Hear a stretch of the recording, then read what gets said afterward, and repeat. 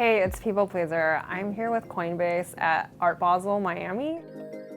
NFTs are sort of assets in the digital realm that you can own now with blockchain. And if you think of, the concept of like a metaverse, like cryptocurrency is the money that you're using to transact, and then stuff that you can own in the metaverse, just like in real life. My first sort of dive into cryptocurrency was in 2017. Rediscovered it again in 2020. That was when the pandemic hit, and then I was supposed to go work at Apple as a digital artist, but then my offer got rescinded because of the pandemic. And then so as a means to make some money on the side, I started looking more into crypto again. And then I discovered decentralized finance. And then while I was surfing crypto Twitter there, I realized that there were kind of no creative efforts in marketing material at the time. And then so I saw an opportunity to insert my own skill set. And initially I also started making these animations also as a way for myself to understand DeFi better, because there's so many complicated concepts that you need to wrap your head around. And so in my own process of regurgitating that into a more digestible form of like entertainment, which is animation, hopefully it can help other people sort of visualize that as well.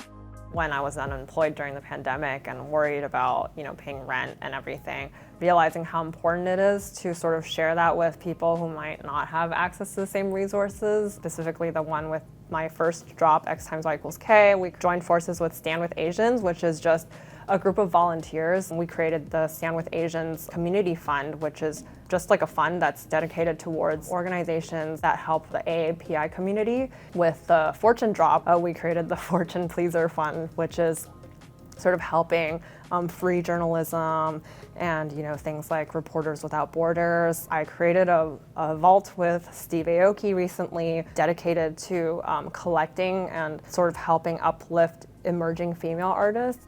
Even if you just sell one piece at current prices like 1 Ethereum, that's the equivalent of an artist's salary in a previous world, right? In an expensive city. It's definitely, a game changer, and that's how I saw it in the beginning as well.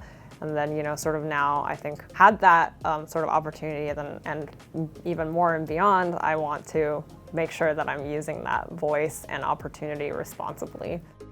I do hope that as time progresses, especially with headlines and reporting, we move away from just numbers being generated by sales, like, oh, this NFT sold for this however much. I do feel like that's not the point of the space. What is the point actually is, why the technology is revolutionary. Every sort of new wave of paradigm shift and comes with, sort of like its growing pains, right? And I think we're very early right now. We're in this exciting new era where we are combining not just plain traditional or visual art, but also you're seeing people use smart contracts as an art form, or how their art can interact with a smart contract and also interact with the community.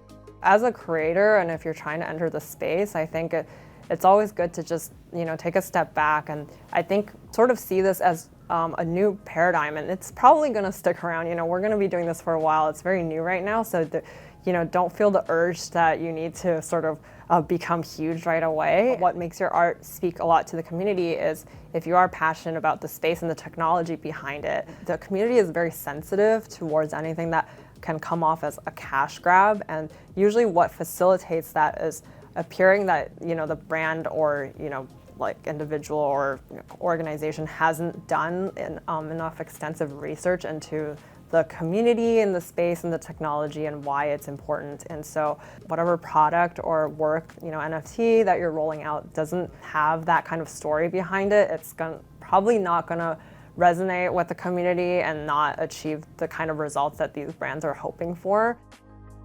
Reese Witherspoon reached out after watching, I think, my NFT Now episode, which is crazy. And we had a call, and she's amazing, and also like just trying to learn about the space. And she was like, "Oh, I showed my daughter like your episode."